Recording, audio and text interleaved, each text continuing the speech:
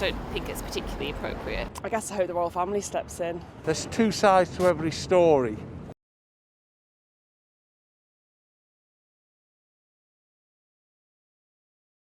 I'm an ex-guardsman, all right? Me personally, as my dad said to me, there's two sides to every story, okay? Personally, I think she's not only having a pop at the royalty, she's having a pop at my country, and I don't like that. But we live in a free world, don't we? I'm sick of hearing about it. 50-50. I think he said it as it is, you know. His mum's been through it and he's now going through it. And I think it takes a lot to stand up to the whole situation and just speak from the heart and say how you feel. Him and Meghan have done really well, and it's brave to stand forward and, you know, explain what you've been through when it comes to racism, when it comes to abuse.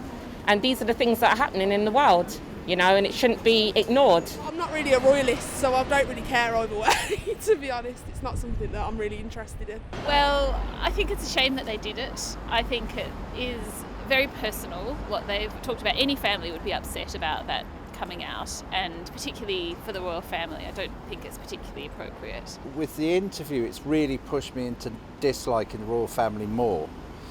I'm more in Harry and Meghan's corner than I was before, which, I think it's done its job. And I know a lot of people think the same thing. There's a real sort of kind of groundswell of kindness towards them and empathy, I think. I'd say I actually have sympathy for both sides. I think some of the statements were very uncomfortable. They were shocking to hear, but at the same time, I think things are always more nuanced, and we don't know what the other side is saying. I have a lot of sympathy for her, especially what she's going through. But I think we're only getting part of the story. And I think,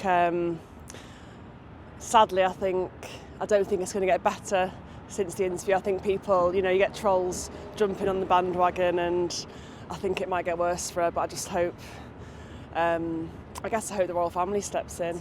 It sounded a bit mean to me that people were dismissing her, saying that she was lying about her mental health. So, hopefully it's something really difficult to prove that she wasn't actually mentally unstable during her pregnancy. So,